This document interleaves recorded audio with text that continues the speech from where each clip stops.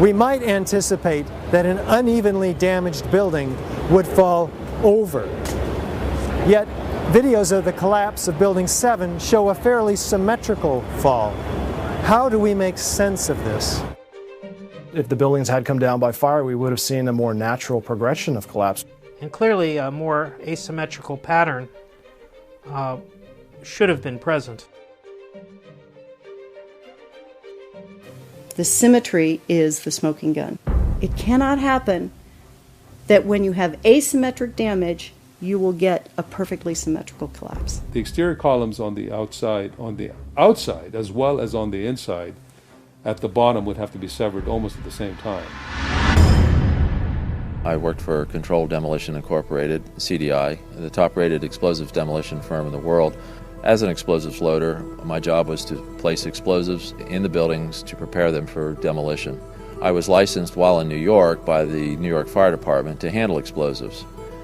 And I worked on major projects such as Seattle Kingdom, the Three River Stadium, Philadelphia Naval Hospital, and Keyspan gas holders in New York. What I saw, it was a classic implosion. The center of the core, the penthouse area, starts to move first, and then the building follows along with it. That's another indicator that this NIST report is very suspect. When it's all finished, the outside walls are piled one on top of the other right in the middle of the building. Just like a house of cards if it were coming down. As a structural engineer, I don't believe that the failure of one column would normally bring down an entire building in the way we saw World Trade Center 7 come down. According to NIST, the failure occurred at column 79 on level 12. This means basically they're talking about a single columnar collapse or failure that resulted in a total collapse of the building. That just does not make any sense.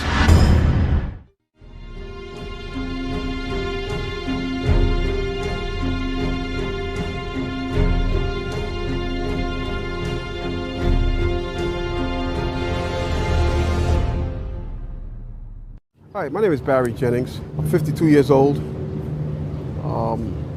I've worked for 33 years at one location. When the Office of Emergency Management did an activation, they always included our locale. And what they did was monitor the emergency. They actually coordinated the emergency through several agencies. I received a call shortly after the first plane hit. I got there. I had to be inside on the 23rd floor when the second plane hit. Upon arriving into the OEM EOC, we noticed that everybody was gone. I saw coffee that was on the desk. Still, the smoke was still coming off the coffee. I saw half-eaten sandwiches. And only me, Mr. Hess, was up there. After I called several individuals, one individual told me that to leave and leave right away. Mr. Hess came running back in and said, "We're the only ones up here, we got to get out of here." He found the stairwell. So we subsequently went to the stairwell and we're going down the stairs. When we reached the 6th floor, the landing that we were standing on gave way. There was an explosion and the landing gave way. And I was left there hanging. I had to climb back up, and now I had to walk back up to the 8th floor. When I made it to the 6th floor, and there was an explosion, the explosion was beneath me. Keep in mind now, it's pitch black in there. All the lights went out. So when the explosion happened, it blew us back. I'm thinking I'm standing on the landing. I'm actually holding on to a pole above us. And I had to climb back up because Hess is yelling, "What do we do now?" I said, "There's only one thing we can do, and it's go back up." Both buildings were still standing. Both buildings were still standing. Both buildings were still standing. Keep in mind, I told you the fire department came and ran. They came twice. Why? Because building Tower 1 fell, then Tower 2 fell. And then when they came back with all concern now, like, to get me the hell out of there. I was trapped in there for several hours. I was trapped in there when both buildings came down. All this time, I'm hearing all types of explosions. All this time, I'm hearing explosions. When they finally got to us, and they took us down to what they called the lobby, because I asked him, I said, when we got down there, I said, where are we? He said, this was the lobby. And I said, you gotta be kidding me. It was total ruins. Total ruins. Now keep in mind, when I came in there, the lobby had nice escalators. It was a huge lobby. And for me to see what I saw, it was unbelievable. And the firefighter that took us down kept saying, do not look down. And I kept saying why. He said, do not look down. And we were stepping over people. And you know, you can feel when you're stepping over people. This big giant police officer came to me and he says, you have to run. I said, I can't run, my knees are swollen. He said, you're gonna have to get on your knees and crawl in. He said, because we have reports of more explosions. And that's when I started crawling. And I saw this guy fall behind me, and his comrades came to his aid. They dragged him to safety. I'm just confused about one thing, and one thing only. Why World Trade Center 7 went down in the first place. I'm very confused about that. I know what I heard. I heard explosions. The explanation I got was it was the fuel oil tank. I'm an old boiler guy. If it was a fuel oil tank, it would have been one side of the building. Yes, you can use this footage.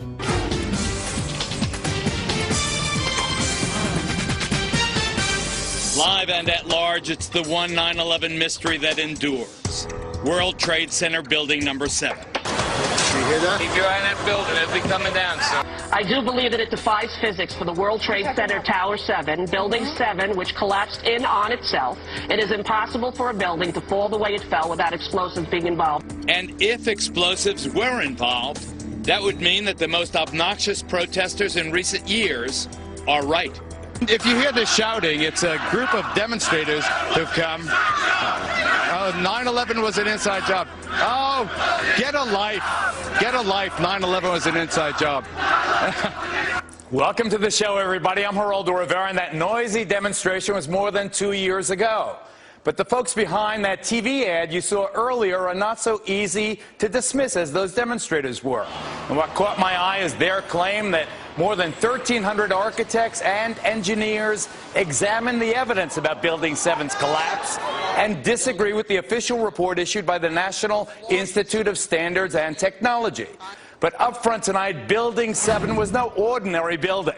Among other key tenants, including several intelligence and law enforcement agencies, it also housed New York City's Emergency Operations Center, known as Mayor Giuliani's bunker.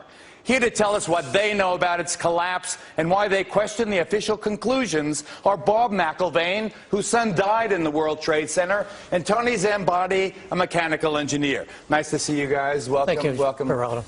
Nice to meet you, Geraldo. Our condolences, obviously, for your loss. But Tony, let me start with you. You're an engineer.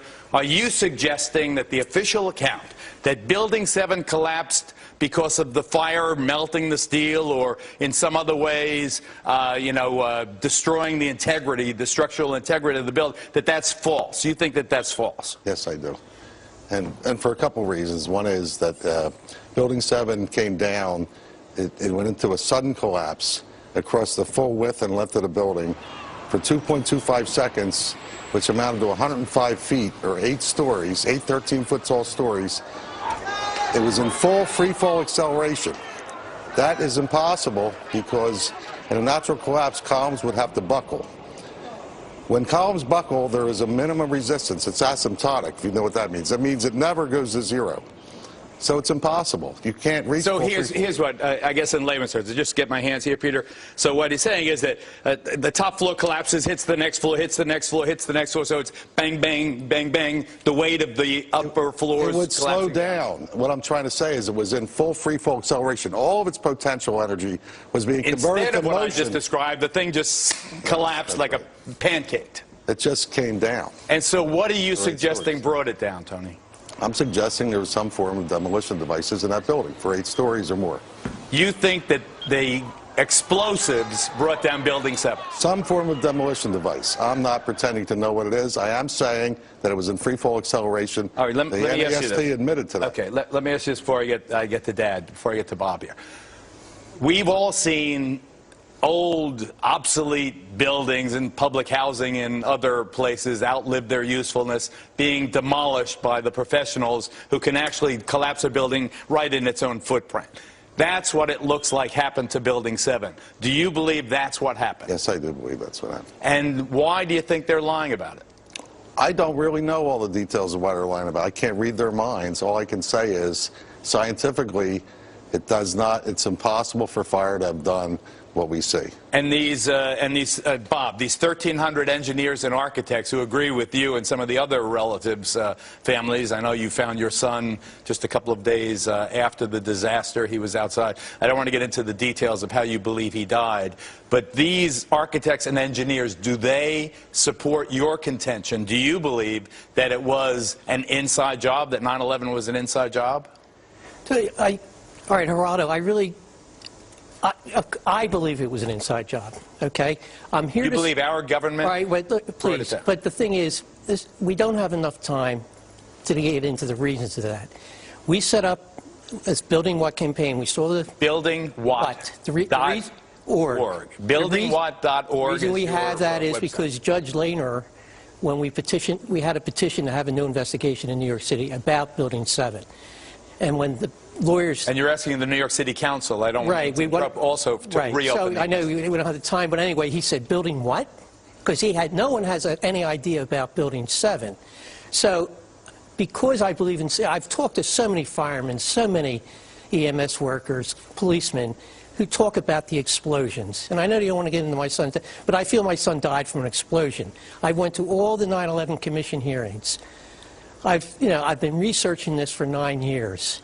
So what do you want? Let's get to the bottom line before we're out of time. I want truth. I've been lied to. I mean, it's beyond a reasonable doubt that the 9/11 Commission did not tell this story. 9/11 Commission barely mentioned Building 7, if at all. Right. Okay, what forum do you want the investigation in? Well, the forum, what we want it is in New York City right now, because New York City, we feel, has an obligation to investigate 9/11. So before we're out of time completely, Bob, do you want specifically the New York City Council to open its own investigation of the Building 7 collapse? Absolutely. And that would satisfy you if they did that?